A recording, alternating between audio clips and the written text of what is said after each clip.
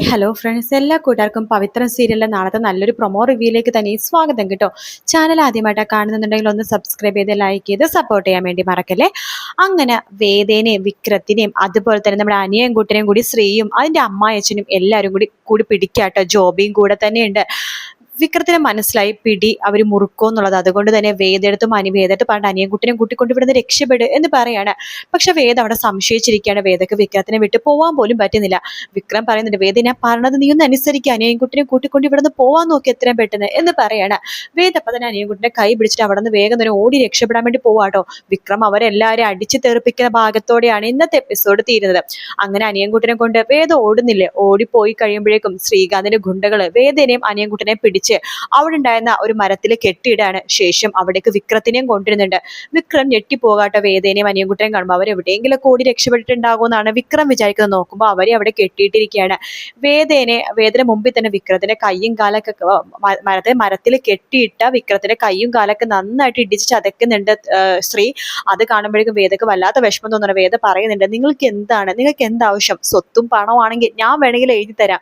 പക്ഷെ എന്റെ വിക്രത്തിനെ എന്നെ ജീവിക്കാൻ വേണ്ടി സമ്മതിക്ക്. അനിയൻകുട്ടനെ ആർത്തും ഒന്നും പറയാൻ പോണില്ല. പ്ലീസ്, ഞാൻ പറഞ്ഞ നിങ്ങളൊന്ന് കേക്ക്. വിക്രം പറയണ്ട, വേദ നീ എന്തിനാ ഇവിടെ മുമ്പിൽ കാല് പിടിക്കുന്നത്? ഇവൻ എന്നെ കൊല്ലണമെങ്കിൽ കൊല്ലട്ടെ. പക്ഷെ വരുണിന്റെ അതുപോലെ തന്നെ പുളിക്കലിന്റെ കൊലപാതകം ചെയ്തത് അതൊക്കെ സത്യം എന്താണെന്ന് ലോകം അറിയണം. അതുകൊണ്ട് എന്തായാലും ഇവരെന്നെ കൊന്നില്ലെങ്കിൽ ഒരു ചെറിയ ജീവന്റെ അംശം ഉണ്ടെങ്കിൽ ആ സത്യങ്ങളൊക്കെ ഈ ലോകത്തോട് വിളിച്ചു പറയും എന്ന് വിക്രം പറയുമ്പോൾ ശ്രീ പറയുന്നുണ്ട്, അതിന് നീ ജീവനോട് ഉണ്ടായിട്ട് വേണടാ. ഇന്നേ നീ മരിക്കാൻ പോവാണ്. നിന്റെ കൂടെ നിന്റെ പ്രിയപ്പെട്ട ഭാര്യ, അതായത് എന്റെ പെങ്ങളായിട്ടുള്ള വേദയും മരിക്കാൻ പോവാണ്. ഈ താഴെയുള്ള കൊക്ക കണ്ടില്ലേ, അവിടേക്ക് നിങ്ങൾ ഇടും. അപ്പൊ ആൾക്കാർ എന്താ വിചാരിക്കുക? ഓ, ടൂർ വന്ന ഭാര്യയും ഭർത്താവും അവരുടെ കൂടെ വന്ന സുഹൃത്തും കൂടി കൊക്കയിൽ വീട് മരിച്ചു എന്ന്. വേദേ, നീ മരിച്ച എനിക്കൊരു കുഴപ്പമില്ല. സ്വത്തുക്കളൊക്കെ നിന്റെയും പേരിലാണല്ലോ എഴുതി വെച്ചിരിക്കുന്നത്, ഞങ്ങളുടെ പ്രിയപ്പെട്ട അപ്പൂപ്പൻ. പക്ഷെ നീ മരിച്ചു കഴിഞ്ഞാൽ സ്വത്തുക്കൾ ഓട്ടോമാറ്റിക്കലി എനിക്ക് വന്നു ചേരും. അതുകൊണ്ട് നീ മരിച്ച ഒരു പ്രശ്നമില്ല. പിന്നെ എന്തൊക്കെ പറഞ്ഞു, കൂടപ്പറപ്പല്ലേ, മനസ്സിൽ എവിടെയോ ഒരു ചെറിയ വിഷമമുണ്ട്. പക്ഷെ കുഴപ്പമില്ല, നീ മരിച്ചിട്ട് നിന്റെ ചടങ്ങൊക്കെ ചെയ്യുമ്പോഴേക്കും ആ വിഷമം അങ്ങോട്ട് മാറിക്കോളും എന്ന് പറഞ്ഞിട്ട് കൊല്ലാൻ വേണ്ടി നമ്മുടെ വേദയുടെ അടുത്തേക്ക് വരുമ്പോഴേക്കും അവിടേക്ക് ചാടി പുറപ്പെട്ട് വരുവാണ് നമ്മുടെ സേതു കേട്ടോ. സേതു കറക്റ്റ് സമയത്തിന് അവിടേക്ക് വരുന്നിട്ട് വേദയുടെയും വിക്രത്തിന്റെയും അനിയൻകുട്ടിനെ കെട്ട് അടിക്കുകയാണ്. എന്നിട്ട് അവിടെ പിന്നെ വിക്രവും അതുപോലെ തന്നെ സേതുവും കൂടി എല്ലാവരും അടിച്ചു തെറിപ്പിക്കുകയാണ്. വിക്രം സേതുവും പറയുന്നുണ്ട്, വേദി അനിയൻകുട്ടിനെ കൂട്ടിക്കൊണ്ട് ഇവിടുന്ന് പോ. ഞാൻ നിനക്ക് സത്യം ചെയ്തു തരാണ്. വിക്രത്തിന് ഞാൻ ഒരു പോറല് പോലും ഇല്ലാതെ നിന്നെ ഏൽപ്പിക്കും, നീ ഇവിടുന്ന് പോ എന്ന് പറയാണ്. അങ്ങനെ വേദയും അതുപോലെ തന്നെ അനിയൻകുട്ടിനെ അവിടുന്ന് പോവാൻ പോണ സമയത്താണ് അവിടെ നമ്മുടെ ശ്രീ വന്നിട്ട് വിക്രത്തിന്റെ പുറകെ നിന്നിട്ട് തള്ളുവാട്ടോ. അപ്പൊ അവിടെ ഒരു വലിയൊരു കൊക്കയാണ്. അവിടേക്ക് വീഴാൻ വേണ്ടി പോവാണ് വിക്രം. ആ സമയത്ത് പെട്ടെന്ന് സേതു വന്ന് വിക്രത്തിനെ അവിടെ നിന്ന് രക്ഷപ്പെടുത്തുന്നുണ്ടെങ്കിൽ പോലും അവിടേക്ക് പോലീസും കാര്യങ്ങളൊക്കെ വരുവാണ്. വിക്രത്തെ കൈയോടുകൂടി തന്നെ പോലീസ് പിടിച്ചോണ്ട് പോവാണ്. പിടിച്ചോണ്ട് പോയ വിക്രത്തിന് കോടതി ഒരു തെളിവുകളും കാര്യങ്ങളും ഒന്നും തന്നെ ഇല്ലാത്തത് കൊണ്ട് തന്നെ വിക്രത്തിന് ശിക്ഷ വിധിക്കുകയാണ്. 5-6 വർഷം ജയിലിൽ കിടക്കാനുള്ള ഒരു ശിക്ഷയാണ്. അതെ, നമ്മുടെ വിക്രമിന് 6 വർഷം ജയിലിലായിരിക്കും.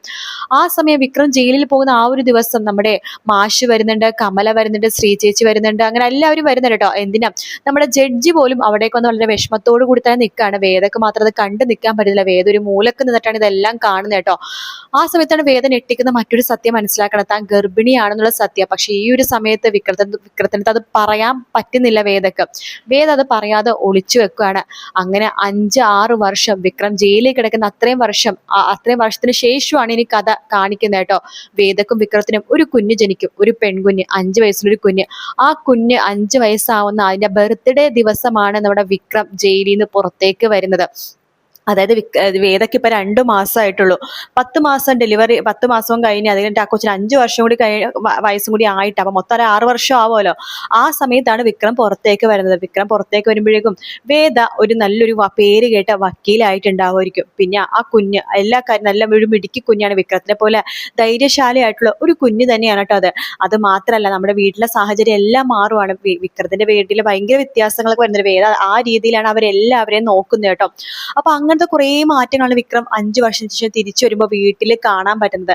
അപ്പൊ നമ്മുടെ ഈ സീരിയൽ ഇനിയിപ്പോ ഈ ആഴ്ച കഴിയുമ്പോൾ 5 വർഷത്തിന് ശേഷമായിരിക്കും ഇനി കാണിക്കണ്ടാവുക. തമിഴിൽ കാണിച്ചില്ലേ, സെയിം പോലെ തന്നെ. പക്ഷെ തമിഴിലെ പോലെ പെട്ടെന്ന് കഥ തീർക്കൊന്നുമില്ല കേട്ടോ. ഇതിൽ കുറച്ചുകൂടി അങ്ങോട്ട് ഒരുപാട് ഇനി പോവാനുണ്ട്. തമിഴിൽ അവിടുത്തെ സാഹചര്യം കൊണ്ട് അവർ പെട്ടെന്ന് നിർത്തിയതാണ് ആ സീരിയല്. മലയാളത്തിൽ അങ്ങനെ നിർത്തത്തൊന്നുമില്ല. കുഞ്ഞായി കഴിഞ്ഞിട്ടും പിന്നെ ഒരുപാട് കാര്യങ്ങൾ ഇനിയും ഉണ്ട്. വീഡിയോ ഇഷ്ടപ്പെടുകയാണെങ്കിൽ ലൈക്ക് ചെയ്യാനും സബ്സ്ക്രൈബ് ചെയ്യാനും കമന്റ് ചെയ്യാനും മറക്കല്ലേ കേട്ടോ. മറ്റൊരു വീഡിയോ ആയിട്ട് കാണാം. Take care, bye bye.